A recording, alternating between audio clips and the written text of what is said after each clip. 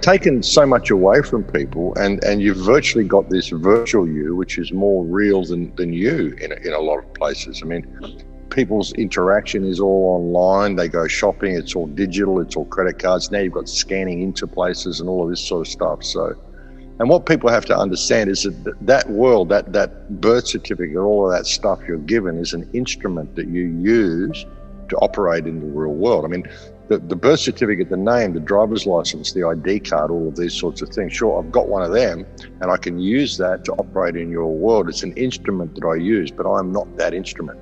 It's like you are not your name. You are a living flesh and blood man. But all of this other stuff is what we identify with, and they're kind of moving us more and more into that. And it's becoming more and more obvious now. It's a way of taking away all of our spiritual connection, a way of taking away our connection to nature, our connection to anything real. It all becomes virtual, and that world becomes far more attractive to a lot of people because they're losing their life skills in the real world. So it's a lot easier to operate in that world. You can remake yourself, if you like, in that world. You don't ever actually have to be you. And the more you get into that world, the more of you lose.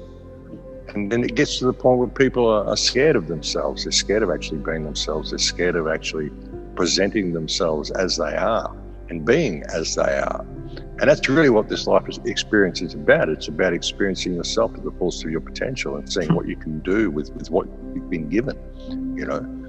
The physical aspects of it are basically taking over all the spiritual aspects and leading us into this virtual world, which is not real at all. So it's leading us out of the physical.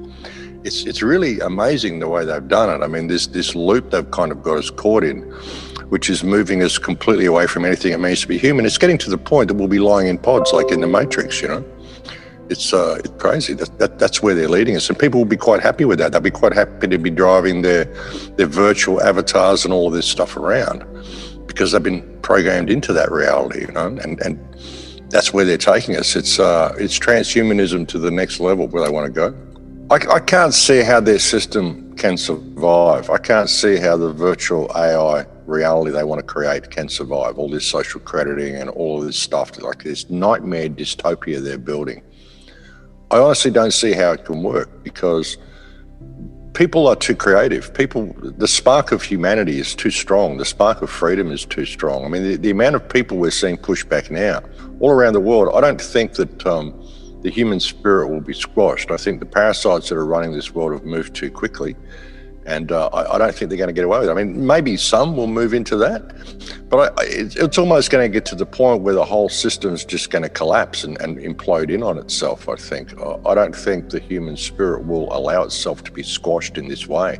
This is the final nail. This is the final screw they want to put in, and I think at that moment the entire water barrel is just going to burst when that last nail goes in, and humanity is going to rise. I really think that's what's going to happen. I think most of the people are going to choose freedom. I really do. I think that's what we're seeing in the world now, and they are forcing people to wake up. They're forcing people to adopt a little bit of self-responsibility. Because it's got to the point, I mean, everyone's going, well, things are terrible, someone should fix it, which is always the thing, someone should fix it, not me, but someone should. Maybe I might have to take a little bit of responsibility for myself and actually get out there and say, hey, no, we're not going to do this.